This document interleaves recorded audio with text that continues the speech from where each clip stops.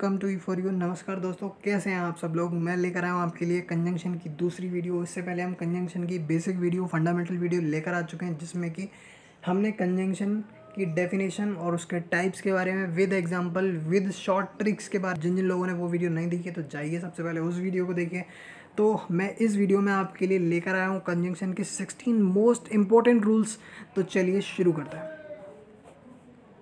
सबसे पहला रूल जो है वो है ऑल्दो और दो के बाद येट या कोमा का यूज़ होता है। For example, although he walked yet he miss the train. तो ऑल्दो के साथ येट का यूज़ होता है, ये या येट का यूज़ होगा, या फिर हम येट को ना भी लिखें, यहाँ पे अगर हम कोमा लगा लेते हैं तो वो भी काम करेगा। अगर हम यहाँ कोमा भी यूज़ करते हैं तो वो भी काम करेगा।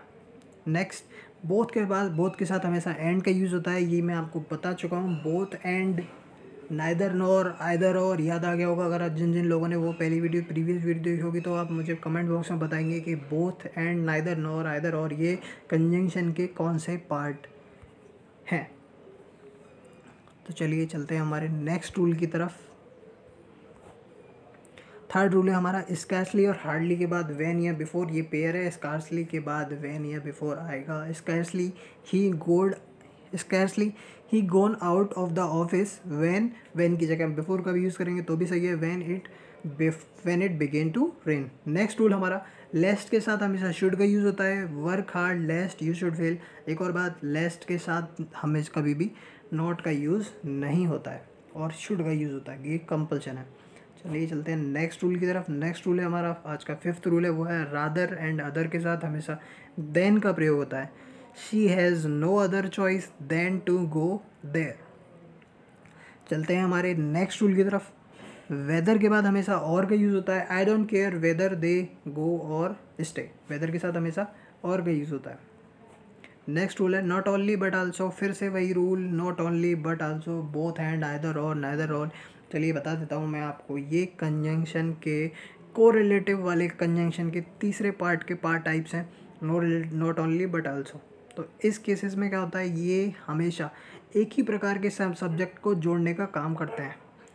एक ही प्रकार के सब्जेक्ट को जोड़ने का काम करते हैं। इसका मतलब ये हुआ कि ये नाउन और नाउन को जोड़ेंगे, वर्ब और वर्ब को जोड़ेंगे, तो एक जैसे एडजेक्टिव के साथ एडजेक्टिव को जोड़ने का काम करेंगे। तो इस तरह से एक प्रकार के शब्दों को जोड़ने का काम करते हैं।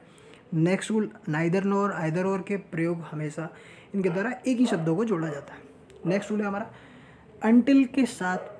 Most important rule. बच्चे इसमें हमेशा कंफ्यूज रहते हैं। मैं भी जब पढ़ता था तो इसको लेके बड़ा कंफ्यूज रहता था कि अनटिल और अनलेस, इनके में क्या डिफरेंस है। इनका डिफरेंस ये है कि अनटिल हमेशा टाइम के लिए यूज़ होता है और अनलेस हमेशा शर्त के लिए यूज़ होता है। जहाँ भी सेंटेंस में कभी भी कंडीशन की बात हो रही होगी तो वहाँ हम अनलेस का यूज़ करेंगे, और जहाँ टाइम की बात हो रही होगी वहाँ हम अनटिल का यूज़ करेंगे। और सबसे मोस्ट इम्पॉर्टेंट बात, अनटिल और अनलेस के साथ कभी भी नॉट का प्रयोग नहीं होता है। They can not do well unless they work hard. तो अनलेस दे वर्क हार्ड, ये सेंटेंस हमेशा पॉजिटिव ही रहेगा। इसमें कभी भी नॉट, नेवर, इनका यूज़ हम नहीं करेंगे। चलते हैं नेक्स्ट रूल की तरफ। नेक्स्ट रूल, 10th रूल, वो है हमारा सच के बाद हमेशा एज का यूज़ होता है। और एक और बात देखते हैं, सच के बाद दैट का प्रयोग भी होता है। आप कहीं भी सेंटेंस में सच के बाद दैट का प्रयोग करेंगे तो वो गलत नहीं होगा, वो भी एकदम अपने आप में सही होगा। लेकिन हमें देखना पड़ेगा कहाँ सच आएगा और कहाँ दैट आएगा।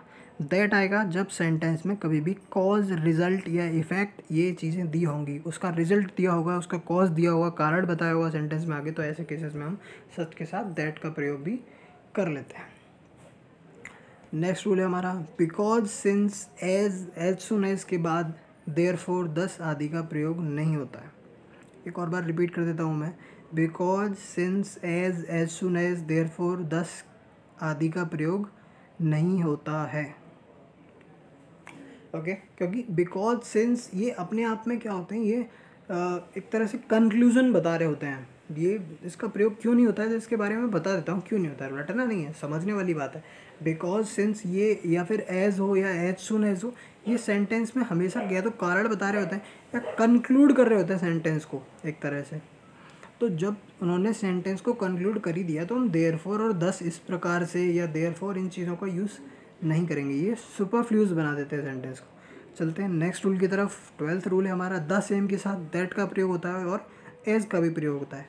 जैसा कि मैंने पहले बताया था, दैट का प्रयोग होगा तो कारण स्पष्ट दिया होगा, रिजल्ट और कंडीशन इनके बारे में बताया होगा, कॉज बताया होगा, तो हम दैट का प्रयोग करेंगे। और फॉर एग्जांपल देख लेते हैं, this is the same pen as mine, और this is the same pen, this is the same girl that met me yesterday. तो सेम गर्ल, वहाँ उसी लड़की की बात हो रही है, तो हमारे क्या है यहाँ पे एकदम क्लियर कर दिया हमने, स्पष्ट बता दिया कि कौन सी लड़की, तो इसलिए हम यहाँ पे दैट का यूज़ करेंगे। चलते हैं नेक्स्ट रूल की तरफ।